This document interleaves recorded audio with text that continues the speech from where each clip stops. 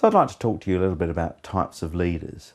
Now this is quite a difficult area because there is no one type of leader that's appropriate for an enterprise or a business.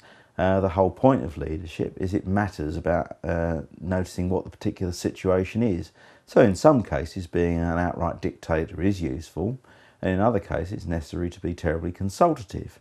You have to decide, of course, which of those alternatives are right for you. However, you can learn a lot about the types of leadership by looking at particular leaders. I think we'll look at three.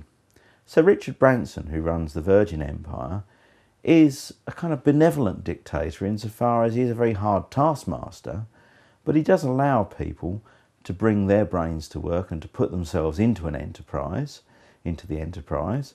A good example of how that has happened is that a few years ago, one of the employees thought that Virgin ought to have a bridal wear organisation, and she managed to get a word with Richard Branson, and lo and behold, Virgin Brides was born as a concept.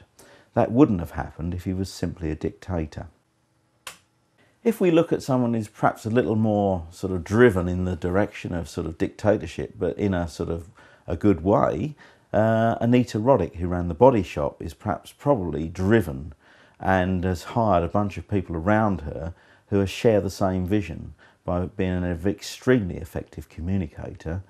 But the Body Shop clearly does what it does, and she perhaps wouldn't break off and diversify in the same way as Sir Richard Branson. So she's perhaps more of a sort of driven person, verging on the sort of question of dictatorship in terms of the mission of the company, but being very tolerant and encouraging to people who want to actually work with that vision and mission.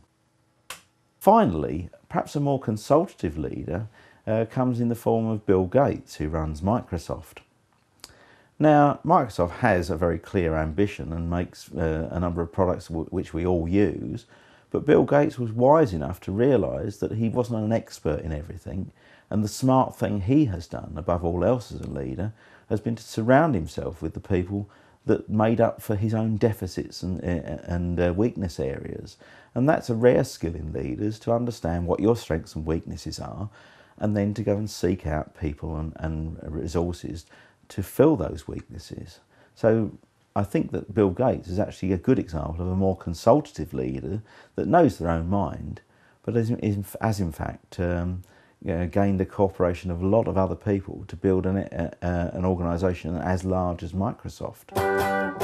So there can be no one type of leader, and I think the types vary from being didactic and perhaps a benevolent dictator through to someone that's extremely consultative.